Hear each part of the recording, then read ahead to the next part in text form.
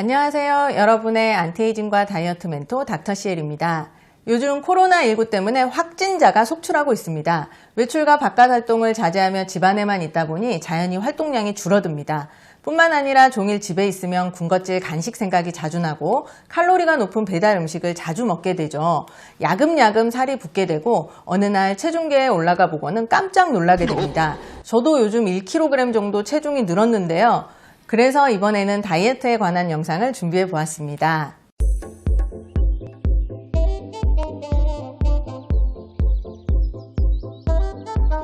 네, 예전에는 지방이 비만의 주범으로 생각되었는데 요즘에는 탄수화물이 비만의 주범으로 지목되고 있죠. 오늘은 그 이유에 대해서 이야기해 보겠습니다. 최 원장님은 지방을 많이 드십니까? 아니면 탄수화물을 많이 드십니까?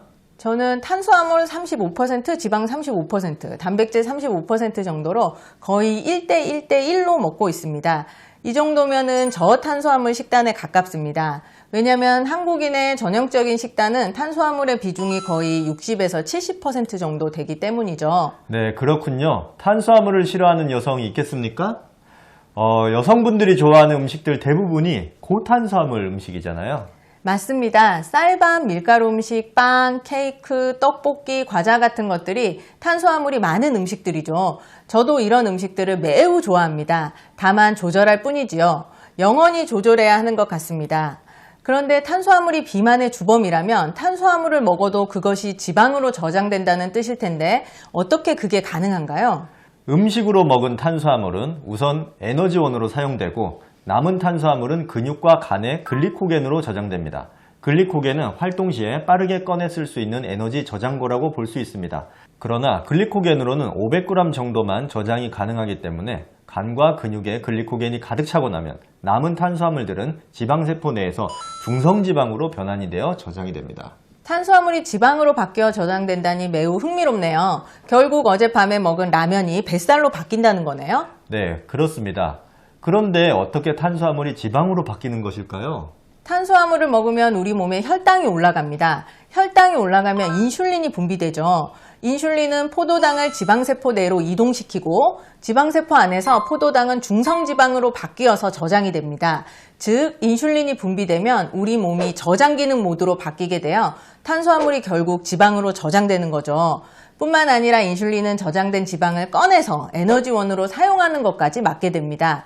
따라서 탄수화물을 과하게 먹으면 우리 몸에 지방이 늘어나게 되고 사용하는 것조차 어려워져서 지방이 점점 축적이 되는 것입니다. 또한 인슐린이 많이 분비되면 수분을 붙들어 놔서 몸을 붓게 해서 체중이 더 늘기도 합니다. 네. 지방도 많이 먹으면 당연히 비만이 되잖아요. 그런데 왜 탄수화물이 더 문제라는 것이죠? 최 원장님은 탄수화물이 많은 음식을 더 많이 드실 수 있으세요? 아니면 지방이 많은 음식을 더 많이 드실 수 있으세요? 당연히 탄수화물이 많은 음식이죠. 저는 기름진 음식을 많이 못 먹어요. 그런데 떡볶이는 계속 먹을 수 있을 것 같아요. 그렇죠. 이게 문제입니다. 지방은 포만감이 큰 음식이라 많이 먹기 힘듭니다. 그러나 탄수화물이 많은 음식은 포만감이 적기 때문에 과식하기가 쉽습니다. 식욕은 어때요? 어느 것이 식욕을 더 자극하나요? 탄수화물입니다.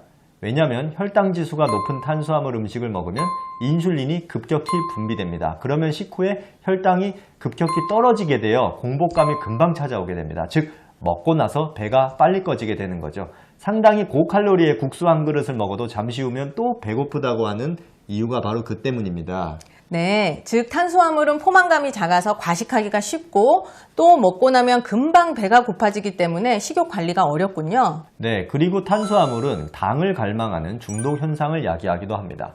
식욕 컨트롤을 어렵게 하는 것이거든요. 그러면 하루 섭취 칼로리 중 탄수화물을 어느 정도 먹는 것이 좋을까요? 한국인의 전형적인 식단에는 탄수화물의 비중이 총 섭취 열량 중 60에서 70%로 매우 높습니다. 즉 한식은 고탄수화물 식단인 것이죠. 다이어트를 위해서는 하루 총 섭취 열량 중에서 탄수화물의 비중을 40% 이하로 낮추는 것이 좋습니다. 그만큼 부족한 열량은 단백질과 양질의 지방으로 대체하는 것이 좋겠습니다. 결국 탄수화물을 많이 먹으면 인슐린을 분비시켜 지방 저장 모드로 바뀌게 되고 식욕 조절이 어렵고 포만감도 덜 생기고 당 중독 가능성도 있기 때문에 다이어트를 어렵게 만드는 것입니다. 그러면 당장 탄수화물을 어떻게 줄일 수 있을까요? 일단 하루 3끼 끼니부터 줄일 생각을 하지는 마시고요. 우선은 군것질과 야식을 먹지 않는 것을 목표로 시작하시면 됩니다. 군것질 음식과 야식은 대부분 탄수화물 음식이죠. 과자, 젤리, 아이스크림, 빵, 주스, 탄산음료, 떡볶이, 라면 등 전부 탄수화물이죠. 이런 군것질과 야식을 끊지 못하면 다이어트는 100% 실패합니다.